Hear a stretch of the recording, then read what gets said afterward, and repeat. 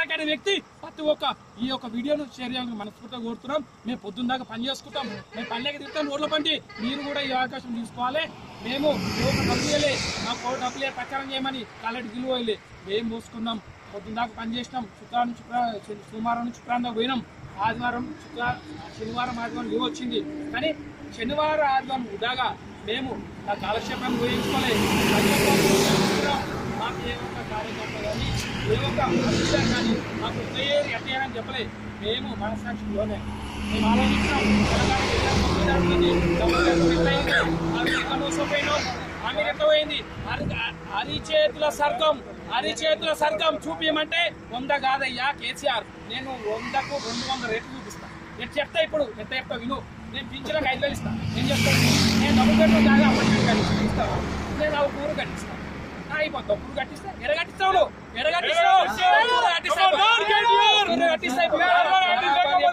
నువ్వు హామీలు నెరవేర్చుకోలే. ఈ దొంగ ప్రభుత్వం డబ్బులు పెట్టుకోమంటే 2 ప్రాంతాలకు సంబంధించింది కాదు, 2 విలేజ్లకు సంబంధించింది కాదు, మొత్తము తెలంగాణ ప్రాంతానికి మొత్తం మీ హామీలు నెరవేర్చినప్పుడు నువ్వు అప్పుడు ఎలక్షన్ రావాలి. నువ్వు ఏమన్నావు?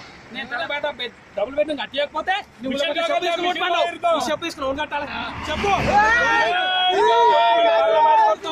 ఎందుకంటే నేను కొడతాను రేపు పొద్దు ఉదయం చేసుకోవాలి. నువ్వు నా మీద విరెక్ట్ పడతావు, కేసులు పెడతావు, ఏం చేస్తావు? ఉదయం కోసం. కానీ నేను మాట్లాడిన మాటలు ఎవరికో ఒకటి నేను మార్పు కోసం ప్రయత్నిస్తాను.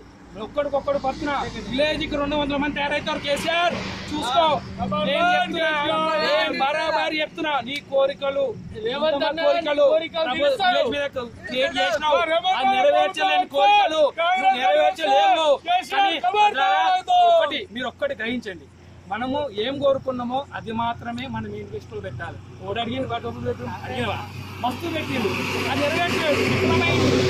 విఫలమైండు, చాతగాడు విఫలమైండు. 4 సంవత్సరాలకు విఫలం చేసుకున్నాడు ప్రభుత్వాన్ని. ఇప్పుడు ఎట్లా వస్తాడు అనుకోమా? 5 సంవత్సరం ఉన్నప్పుడు ఇంకో సంవత్సరం నెరవేర్చలేదు. బరాబరి చెప్తాం.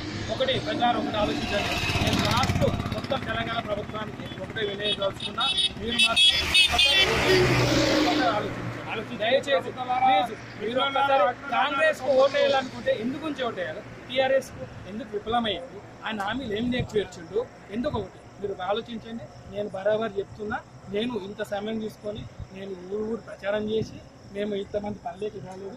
ఈయన కానీ మా అన్న కానీ మా అన్న శివ ఈయన తోపత్యంతో ఈయన నాకు ప్రోత్సాహం ఇచ్చిండు.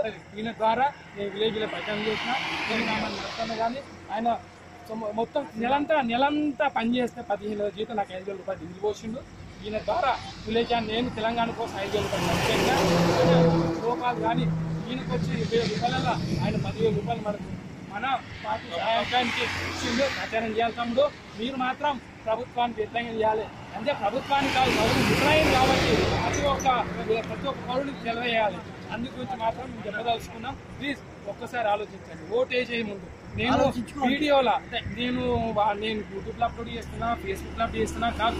మీరు నేను అప్లోడ్ చేసిన తర్వాత నాకు కామెంట్ ఇద్దండి, నేను భరిస్తాను. కానీ ఓటు వేసే ముందు మాత్రం నేను నా షేర్ నచ్చేటట్టు, నేను మాట్లాడిన పద్ధతి నచ్చినట్టు ఒకసారి ఆలోచించండి. నా కామెంట్, నా యొక్క అభిప్రాయాన్ని తెలంగాణ మొత్తం షేర్ చేయండి దయచేసి ప్లీజ్. మాకు ఫోన్ కూడా కొనుక్కోలేని పరిస్థితి. ఎందుకంటే నేను రికార్డ్ చేసిన మొబైల్ కూడా నామమాత్రం మాత్రమే. ఇది రికార్డ్ ఆడియో క్లారిటీగా వినిపిస్తే షేర్ చేయాలి. అన్ని విధాలుగా మా సౌకర్యం లేదు. కానీ మేము ఏదో ఒక విధంగా ప్రజలకు మేలు చేయాలని చెప్పి మేము సహాయపడుతున్నాం. ఓటేస్తాం. మీరు